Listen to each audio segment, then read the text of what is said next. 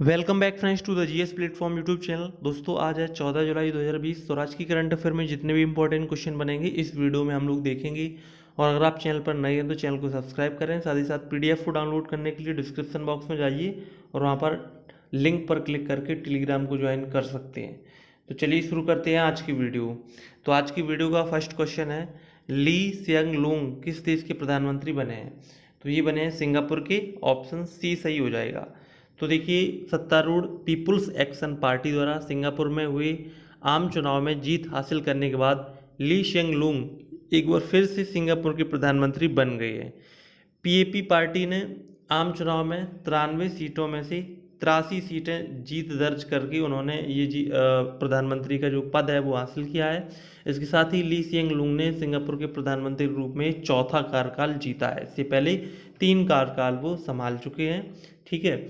और ली Siang Loong Singapore के व्यक्ति के अनुसार तीसरे प्रधानमंत्री हैं। पीपल एक्शंस पार्टी 1965 यानी कि 1965 में आज़ादी के बाद से सिंगापुर में सत्ता पर काबिज है। सिंगापुर में आम चुनाव दक्षिण पूर्व एशिया में एकमात्र आम चुनाव अभी हाल ही में हुए हैं जो कि कोविड-19 के दौरान संपन्न हुए हैं। राइट। नेक्स्ट क्वेश्चन देखते हैं, क्वेश्चन नंबर सेकंड। हाल ही में ऑस्ट्रिया में हुई स्टीरियन ग्रांड प्रिक्स 2020 फार्मूला 1 रेस किसने जीती है? तो ये जीती है मर्सिडीज के ड्राइवर लुइस हैमिल्टन ने। ऑप्शन ए सही हो जाएगा। तो देखिए, लुइस हैमिल्टन जो कि मर्सिडीज टीम के ड्राइवर हैं, ब्रिटेन के रेसर हैं, उन्होंने ऑस्ट्रिया में स्पीलबर्ग में रेडबुल रिंग में स्टीरियन ग्रांड प्रिक्स 2020 फार्मूला 1 रेस जीत ली है, जिसमें वॉल्टेरी बोटास जो कि मर्सिडीज टीम के हैं और फिनलैंड देश के रेसर हैं वो दूसरे स्थान पर रहे हैं, जबकि मैक्स वर्स्टेपेन जो कि रेडबुल टीम के हैं और बेल्जियम के रेसर हैं वो तीसरे स्थान पर रहे हैं।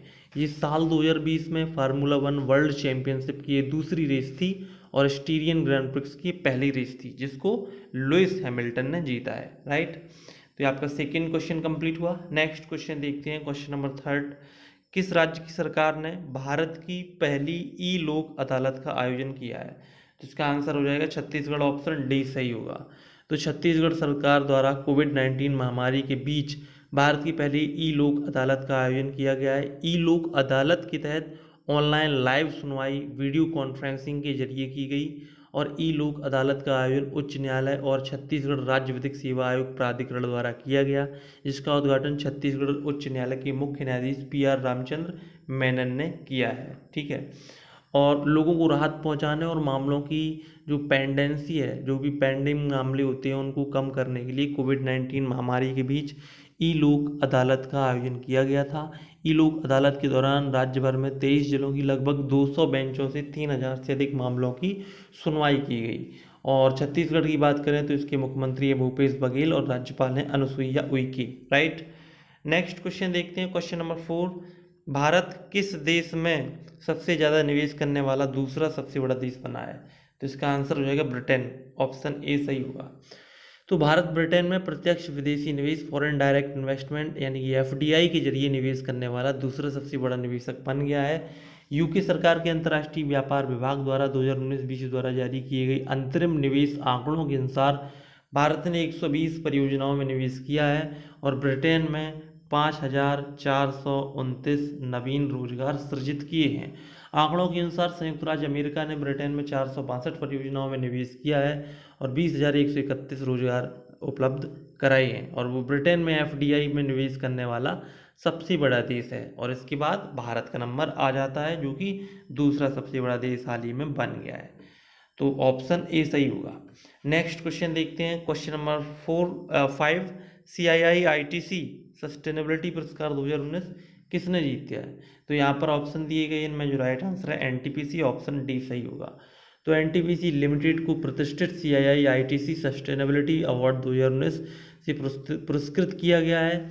विद्युत मंत्रालय के अंतर्गत आने वाली केंद्रीय सार्वजनिक उपक्रम और भारत की सबसे बड़ी बिजली उत्पादन कंपनी को कॉरपोरेट उत्कृष्टता श्रेणी के अंतर्गत उत्कृष्ट उपलब्धि के लिए पुरस्कार दिया गया है। ये भी आप पॉइंट ध्यान रखेंगे।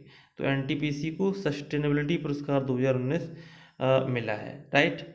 नेक्स्ट क्वेश्चन देखते हैं, क्वेश्चन नंबर 6। हाल ही में मलाला दिवस कब मनाया गया? ये आप मलाला यूसुफजई की फ़ोटो आप देख सकते हैं, पाकिस्तान की हैं। ये दिवस मनाया जाता है 12 जुलाई को। ऑप्शन सी सही हो जाएगा। तो देखिए, वर्ल्ड मलाला डे, संयुक्त राष्ट्र ने युवा कार्यकर्ता मलाला यूसुफजई के योगदान को सम्मानित करने के लिए 12 जुलाई को विश्व मलाला दिवस के रूप में घोषित किया है।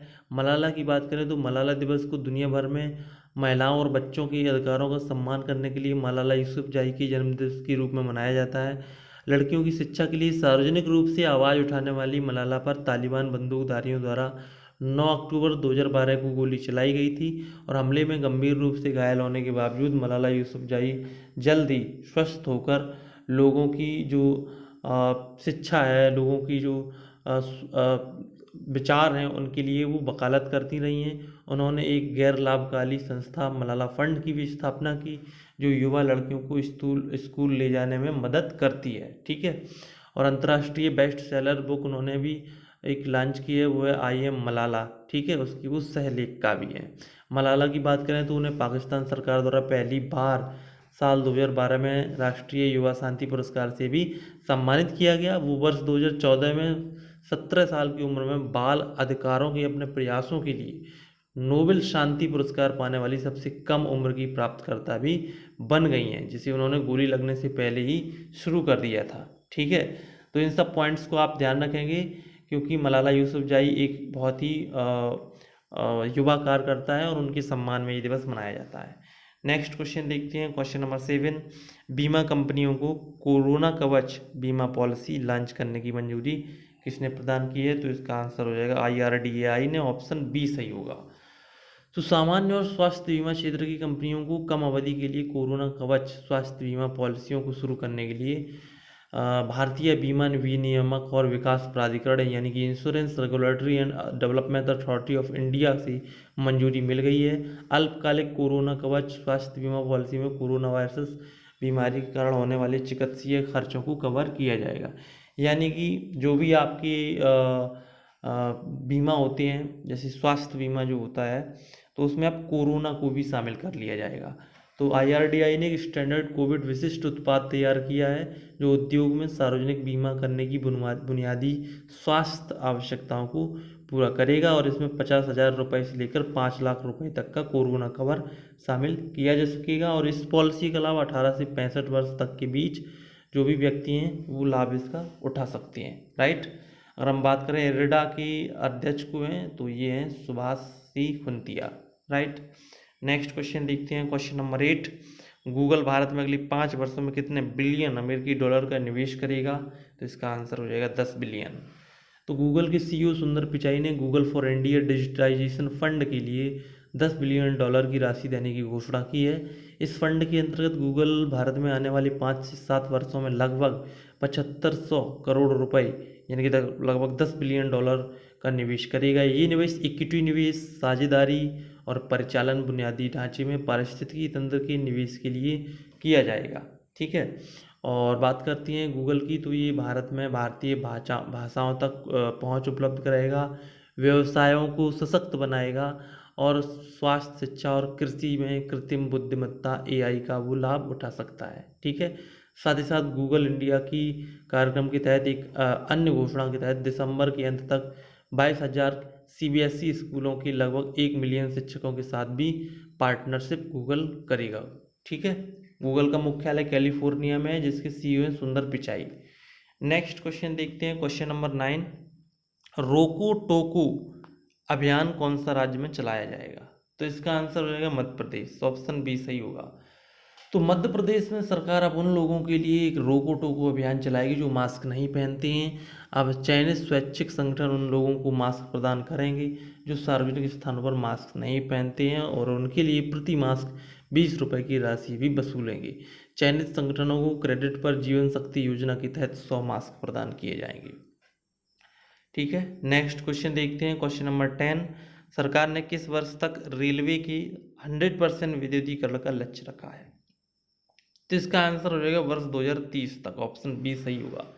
तो भारतीय रेलवे डीजल के स्थान पर 100% विद्युतीकरण करने वाला विश्व का सबसे बड़ा रेलवे होगा और रेल मंत्री पीयूष गोयल ने उम्मीद जताई है कि वर्ष 2030 तक 100% स्वच्छ ऊर्जा पर चलने वाला विश्व का ये पहला ग्रीन रेलवे होगा।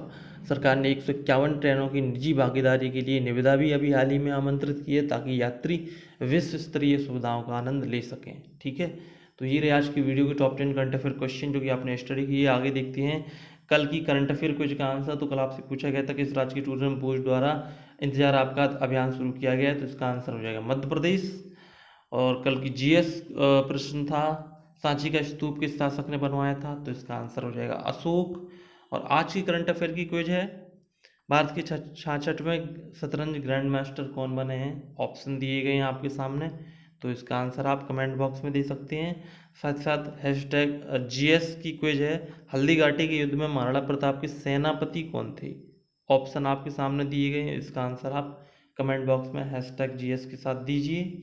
और अगर आपको वीडियो पसंद आए तो प्लीज़ वीडियो को लाइक शेयर करना ना भूलें और पीडीएफ के लिए टेलीग्राम ग्रुप को ज्वाइन करना ना भूलें। मिलते हैं नेक्स्ट वीडियो में, तब तक के लिए नमस्कार।